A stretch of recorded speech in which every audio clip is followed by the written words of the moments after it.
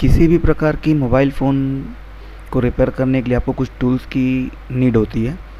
इनमें कुछ टूल्स मैंने आपको शो किए हैं, इनकी जानकारी आपको इसमें मिल जाएगी। अगर आप बिगनर हैं तो आपको ज़्यादा अच्छे से समझ में आ जाएगा ये, और थोड़ा बहुत उम्मीद है कि आप जानते भी होंगे। देखिए, ये स्क्रू ड्राइवर्स होते हैं जो अलग अलग फ़ोन्स के अलग अलग मॉडल के हिसाब से जिसमें स्क्रू लगे होते हैं, उनके लिए ये स्क्रू ड्राइवर अलग से आते हैं। ये कॉमन चीज़ है, ये आपको मार्केट में आसानी से उपलब्ध है और ये अच्छी क्वालिटी के ही परचेस करने चाहिए। ठीक है। देखिए, आयरन्स होते हैं, सोल्डरिंग आयरन्स मार्केट में आपको बहुत सी क्वालिटी के मिलेंगे। ये जो एक मैंने दिया हुआ है, ये एक टोनी कंपनी का काफ़ी सस्ता आयरन है। 110 रुपये 100 रुपये के आसपास का ये आयरन होता है, बहुत अच्छा आयरन है। तो और माइक्रो सोल्डरिंग के लिए बहुत काम की चीज़ है ये। ऐसे ही ये सोल्ड्रॉन का ये आयरन आता है जो बड़ी साइज़ का है, इसको 25 वाट या 30 वाट का भी आयरन इसमें आता है। इसकी भी रिक्वायरमेंट पड़ती है। कम बजट में बहुत अच्छी चीज़ है ये दोनों 100-150 रुपये के आसपास के होते हैं सिंगल में, यानी 300 रुपये में दोनों आयरन आ जाएंगे आपके पास। ये जो सोल्डरिंग आयरन है ये कॉस्टली हैवी आयरन है और अभी आपको परचेस करने की स्टार्टिंग में ज़रूरत नहीं है। ये काफ़ी महंगे होते हैं, ये लगभग 1500-1700 रुपये के आसपास का होगा और ये लगभग 2500 के आसपास का होता है। तो इनमें खासियत ये होती है कि इनकी जो हीटिंग कैपेसिटी है वो बहुत ज़्यादा होती है और बहुत फास्ट ये हीट हो जाते हैं और बहुत फास्ट में ये कोल्ड भी हो जाते हैं, नॉर्मल टेम्परेचर में आ जाते हैं। तो फ़िलहाल मैं सजेस्ट नहीं करूँगा आपको इतना खर्च करने के लिए, पर आपको जानकारी हो इसलिए टूल्स इसमें मैंने डाल दिए हैं। आगे चलते हैं। बीजीए पेस्ट आती है, इसको हम फ्लक्स बोलते हैं। ये जैसे आप देख रहे हैं ये एक फ्लक्स है, सेम ये फ्लक्स होती है जो हम सोल्डरिंग के समय में यूज़ करते हैं, किसी आईसी को निकालते समय, यहाँ लगाते समय। ये बहुत अच्छी फ्लक्स होती है। ये मैं आपको एडवाइस करूँगा ये ब्रांडेड में ही लीजिए आप, इसमें आप लोकल और हल्की लेने का सेंस नहीं है, क्योंकि इसमें परफॉर्मेंस आपको अच्छा मिलेगा। ये आप जो देख रहे हैं इसको पीपीडी कहा जाता है।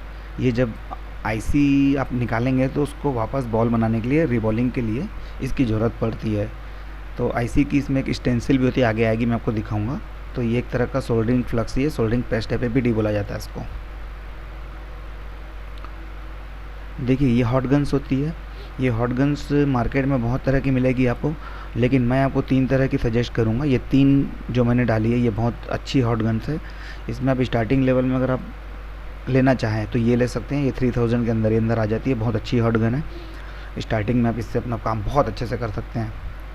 ठीक है। इसमें ऑटो और मैनुअल दोनों मोड दिए हुए हैं, तो आपको बहुत अच्छी पड़ेगी ये मेरे हिसाब से। दूसरी चीज़ ये आपको लगभग 5 से 6000 के बीच में आती है, क्विक की एसएमडी है। इसमें आपको इस हॉट गन की अपेक्षा एक्यूरेसी ज़्यादा अच्छी मिलेगी। इसमें हीटिंग और एयर का बहुत अच्छा कॉम्बिनेशन है, इसमें स्पाइरल एयर निकलती है। तो ये मीडियम बजट की है। ठीक है। ये 5 से 6000 रुपये की होगी। अगर आप चाहें तो इसको भी बाय कर सकते हैं। ये जो हॉट गन है ये भी लीड फ्री हॉट गन कहा जाता है। ये लगभग ये 17 से 18,000 रुपये की हॉट गन है। देखिए, काम तीनों का सेम है, तीनों में आपको कोई फ़र्क नज़र नहीं आएगा, बट यह है कि आप इतना अपना काम इसमें भी कर सकते हैं।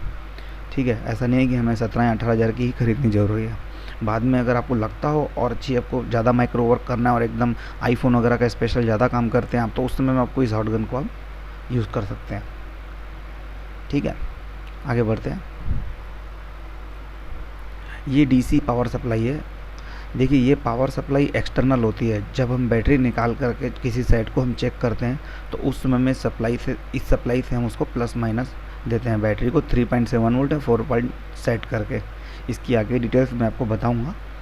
तो ये अच्छी क्वालिटी में हॉट गन है। अगर आप मार्केट में लेने जाएंगे तो 1000 रुपये में भी आपको हॉट गन मिल जाएगी। ये लगभग 5 से 6000 रुपये के आसपास की होगी। इसमें मेमोरी ऑप्शन भी दिए हुए हैं और ये 5 एम्पियर तक के आपका सपोर्ट करती है। आगे इसकी डिटेल्स आपको आगे मिल जाएगी। इसी डीसी सप्लाई के साथ में लगाने के लिए केबल्स भी आती है जो यहाँ पे लगेगी। ये केबल्स मैं आपको दिखा देता हूँ। ये केबल्स होती है, देखिए ये ब्रांड में, मैकेनिक के ब्रांड में है। ये दोनों चले जाएगा आपका डीसी में, यहाँ पे यहाँ लग जाएगा प्लस माइनस।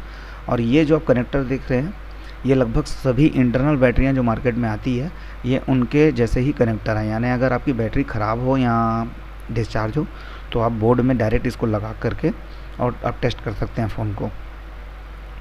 ठीक है। आगे चलते हैं। देखिए, ये बैटरी बूस्टर किट है। बैटरी बूस्टर किट मतलब ये होती है कि अलग से एक्सटर्नल जो बैटरियाँ होती है, एक्सटर्नल जो इंटरनल बैटरियाँ होती है, जिनको अगर आपको एक्सटर्नल निकाल करके इनको बूस्ट करना है तो आप इसमें लगा करके पर्टिकुलर अलग अलग इसमें जिसके खांचे हैं वो बने हुए हैं, आप अलग अलग इसमें लगा करके और आप इसको बूस्ट कर सकते हैं। इसमें आईफोन्स और कॉमन एमआई, ओप्पो, वीवो की लगभग सारी बैटरियाँ इसमें यूज़ हो जाती है, आप इनमें बूस्ट कर सकते हैं। और इस तरफ से इसकी डिजिटल स्क्रीन में आपको इसका पावर भी दिखाएगा बूस्ट होते हुए। आगे चलते हैं मल्टीमीटर पे। मल्टीमीटर के बारे में वैसे सेपरेट वीडियो बना हुआ है, आप उसमें सारी डिटेल्स देख सकते हैं, पर शॉर्टकट में मैं आपको बता दूं, इसमें मैंने आपके सामने में 4 तरह के मल्टीमीटर शो किए हैं, जिसमें पहला एनालॉग है, ये कांटे वाला ओल्ड मॉडल है, आजकल ये यूज़ नहीं होता है। और ये डिजिटल मल्टीमीटर है, आप देखेंगे ये भी डिजिटल मल्टीमीटर है। डिजिटल मल्टीमीटर में आपको बता दूं कि इसमें मैनुअल आपको वोल्टेज के लिए अलग अलग चीज़ें दी हुई है, जिसको आप सेट करना पड़ता है अलग अलग वोल्ट को चेक करने के लिए। जैसे 20 वोल्ट से नीचे चेक करना है, 200 वोल्ट के ऊपर चेक करना है, तो आपको इसको मैनुअल मल्टीमीटर है, ठीक है। ये भी मैनुअल मल्टीमीटर है जो मैं आपको दिखा रहा हूँ, देखिए इसमें बहुत सारे ऑप्शन दिए हुए हैं।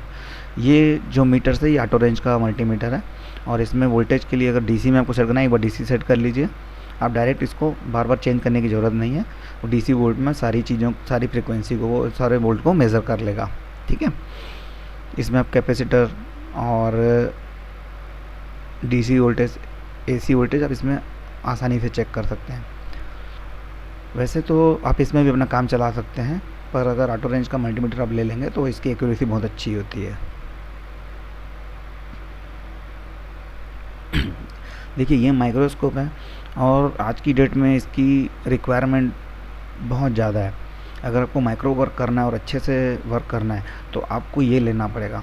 माइक्रोस्कोप बहुत बेहतरीन चीज़ होती है, छोटे छोटे सर्किट्स को, छोटे छोटे जितने भी कंपोनेंट्स हैं, आपको एकदम डिटेल में इसमें समझ में आएगी कि इनमें कैसे काम करना है। माइक्रोस्कोप से काम करने का एक फ़ायदा आपको और मिलेगा कि जब भी आप कोई आईसी या कंपोनेंट्स वहाँ पे सेट करेंगे मदरबोर्ड पे या उनमें काम करेंगे, तो आपको बहुत ही क्लियरली वो दिखता है कि वो प्रॉपर सही तरीके से उस पर बैठा है कि नहीं बैठा है, प्रॉपर फिक्स हुआ है कि नहीं हुआ है, आपको सारी चीज़ें इसमें दिखेगी। प्लस वाटर डैमेज की सेट में हमको नॉर्मल आँखों से दिख नहीं पाता है, पर इसमें आप अगर किसी बोर्ड को ट्रेस करेंगे, आपको पूरे बोर्ड का सर्किट कंपोनेंट लगभग क्लियर दिखाई देता है। तो माइक्रोस्कोप आज की डेट में बहुत ज़रूरी है अगर आप एक अच्छा वर्क करना चाहते हैं तो। ये लगभग 15,000 से 25,000 के बीच में होते हैं, तो आप कोई भी ले सकते हैं, इसके लिए पर्टिकुलर इसमें कोई ऊंचा और हल्का नहीं होता है, आप अपनी सुविधा के अनुसार ले सकते हैं।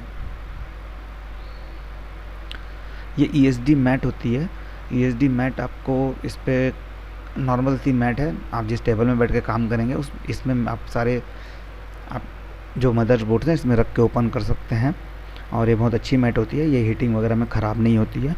प्लस आपके जो मदर बोर्ड को ESD के जो फीचर्स होते हैं वो उसको मिलते हैं, ताकि आपके मदरबोर्ड ख़राब ना हो। इसमें स्क्रू ड्राइवर वगैरह रखने के लिए आपको सेपरेट जगह दी हुई है, यहाँ पे स्क्रू वगैरह आप रख सकते हैं, आपके इधर उधर नहीं होंगे स्क्रू। ये PCB स्टैंड है, PCB स्टैंड में आपको बता दूं कि जो मदरबोर्ड होते हैं ये उनको फिक्स करने के लिए स्टैंड होता है, ताकि आप जब इसमें काम करें तो आपके मदरबोर्ड इधर उधर हिले ना।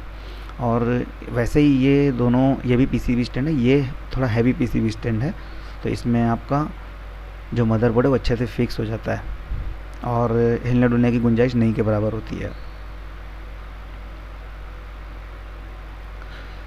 जब आप आईसी पे काम करेंगे तो आईसियाँ क्या होती है कि आपको कई आईसियाँ पेस्टेड मिलेगी या बहुत ज़्यादा तरीके से एम्बेडेड की जाती है कंपनी के द्वारा, तो उसके लिए आपको इस तरह के ओपनर्स की ज़रूरत पड़ेगी। जब आप आईसी को हीट करते हैं तो हमको इनको नीचे से आपको पुश करके निकालना पड़ता है, ये आईसी के ओपनर्स हैं। इस तरह के अलग अलग ओपनर आपको मार्केट में देखने को मिल जाएंगे। जब आईसियाँ आप निकालेंगे तो आईसियों की बॉल ख़राब हो जाती है और वापस उनको रिवॉल्व करने के लिए इस तरह की स्टेंसिल्स मार्केट में अवेलेबल है। अलग अलग सीपीयू और अलग अलग आईसीयू के हिसाब से आपको ये मार्केट में मिल जाती है। आप चाहें तो यूनिवर्सल स्टेंसिल भी ले सकते हैं, जिसमें आपको लगभग सभी प्रकार की स्टेंसिल रखनी नहीं पड़ती है। आप एक दो यूनिवर्सल स्टेंसिल अगर रख लेंगे तो लगभग सभी आईसीयू में काम आ जाती है। पर पर्टिकुलर ईएमएमसी और सीपीयू के लिए अगर सेपरेट स्टेंसिल आपके पास होगी तो ज़्यादा बेहतर वर्क होता है, आपको ज़्यादा मेहनत नहीं करनी पड़ेगी, मेरी रिबॉलिंग में बहुत कम समय लगता है। देखिए ये आता है यूएसबी टेस्टर। ये यूएसबी टेस्टर बोलने का मतलब एक तरह का चार्जर ही है ये, लेकिन इसमें खासियत ये होती है कि जब चार्जिंग के फॉल्ट आते हैं उस समय में ये हमको बहुत हेल्प करता है। आजकल के जितने भी फ़ोन्स होते हैं वो उनके चार्जिंग के लिए 4 तरह की डेटा लाइन का यूज़ होता है। यानी पहले जो सेट आते थे उनमें हमने प्लस और माइनस पे ही हम काम करते थे, तो चार्जिंग आसानी से बन जाती थी। आज आपको फास्ट चार्जिंग के लिए क्या कर जो टर्बो लाइन का यूज़ होता है, उस टर्बो लाइन में यूएसबी पॉइंट भी यूज़ होते हैं। आपके यूएसबी पॉइंट में डी प्लस डी माइनस ऐसे पॉइंट होते हैं, तो उनमें एम्पियर का कंजम्पशन दिखता है। तो आप देखते होंगे कई फॉल्ट ऐसे आते होंगे कि चार्जिंग तो आपके मोबाइल पे शो करती है लेकिन वो चार्ज नहीं हो पाती है। तो उस कंडीशन में ये हमको हेल्प करता है, ये हमको आसानी से बता देता है कि उसका एम्पियर कंज्यूम हो रहा है कि नहीं हो रहा है, या वो मोबाइल फ़ोन एम्पियर ले रहा है कि नहीं ले रहा है। तो इसका भी मैं एक वीडियो बाद में बना दूंगा, आपको आगे दिख जाएगा। ये बहुत अच्छी चीज़ है। 1500 के आसपास का ये लगभग इक्विपमेंट है और बहुत पावरफुल है, आप इसको ख़रीद सकते हैं, बहुत काम की चीज़ है। ये है टच सेपरेटर। जब आप टच और ग्लास का काम करेंगे या किसी फ़ोन को कॉम्बो निकालनी हो, आपको डिस्प्ले निकालनी हो, उस समय में ये हीटिंग का काम करता है। आप इसमें जब हीट करते हैं उसको रख करके, तो ऑटोमेटिक जो डिस्प्ले के नीचे लगा हुआ ग्लू होता है वो सॉफ्ट हो जाता है, और सॉफ्ट होने के कारण आप इसको आसानी से डिस्प्ले को निकाल सकते हैं। इसमें वैक्यूम भी होता है, एयर वैक्यूम पम्प, जो आपके डिस्प्ले को या फ़ोन को ग्रिप करके रखा रहता है ताकि वो वहाँ से हिले ना। इसमें भी अलग अलग तरह की आपको ये सेपरेटर मशीन्स मिल जाएगी, आप अलग अपने तरीके से ले सकते हैं। ये कोई खासी महंगी नहीं है, 3000 के आसपास में अच्छी क्वालिटी की मिल जाती है। ये डी सोल्डर वायर है, ये बहुत काम की चीज़ है। इसमें मैं ये बोलूँगा कि आप अच्छी क्वालिटी की ही ख़रीदें, क्योंकि जब मदरबोर्ड पर जब आप आईसी निकालते हैं तो उस मदरबोर्ड को क्लीन करने के लिए आपको एक डी सोल्डर विक की ज़रूरत पड़ती है। ये डी सोल्डर विक जो होती है ये पूरी बोर्ड को बहुत अच्छे से क्लीन कर देती है, ताकि आप दोबारा उस पर आईसी अच्छे से बैठा सकें। अगर आप ये हल्की क्वालिटी का यूज़ करेंगे तो हल्की क्वालिटी में मदरबोर्ड के जो आईसी के ट्रैक होते हैं वो उखड़ने की चांस ज़्यादा होती है, इसलिए ये ध्यान रखेंगे कि आप इसे बहुत अच्छी क्वालिटी का यूज़ करेंगे। लास्ट में आते हैं ट्विज़र में। देखिए ये बहुत काम की चीज़ होती है। ये आपकी जो चिमटियाँ होती है, ट्विज़र होती है, ये आपको अलग अलग तरह की 2-4 प्रकार की 5 प्रकार की लेनी पड़ती है, क्योंकि जब आपको माइक्रो वर्क करना है तो आपको बहुत माइक्रो बारीक इस टाइप की आपको ट्विज़र लेनी पड़ती है। इससे भी और अच्छे अच्छे ट्विज़र्स मार्केट में अवेलेबल हैं, तो आप इनको चॉइस करके अलग से अच्छे से ले सकते हैं। तो मोबाइल रिपेयरिंग टूल्स के बारे में मैंने आपको एक नॉर्मल इन्फॉर्मेशन दी है, और ये आपको मोबाइल रिपेयरिंग में सारे टूल्स काम आने के हैं, तो आप अपनी सुविधा के अनुसार इनमें से ख़रीद सकते हैं। और मैं ये कहूँगा कि जितना ज़्यादा से ज़्यादा हो सके आप अच्छे टूल्स ख़रीद लें और घर पे प्रैक्टिस करें, क्योंकि जितना आप प्रैक्टिस करेंगे उतनी ही आपकी हैंड स्किल स्ट्रांग होती जाएगी। हैंड स्किल बनने में थोड़ा समय लगता है, लेकिन एक बार आपकी हैंड स्किल बन गई तो आप अच्छे से काम कर सकते हैं, और इनमें टूल्स बहुत हेल्प करते हैं। तो टूल्स को आप बहुत अच्छे ही खरीदें और उनको बहुत हिफाजत से रखें। बल्कि मैं ये सलाह दूंगा कि जब आप टूल्स खरीदते हैं तो सिर्फ उस टूल्स को आप पर्सनल सेपरेट यूज़ करें, किसी दूसरे बंदे को टूल्स यूज़ ना करने दें। ठीक है, तो आज यहीं पे क्लोज़ करते हैं इसको।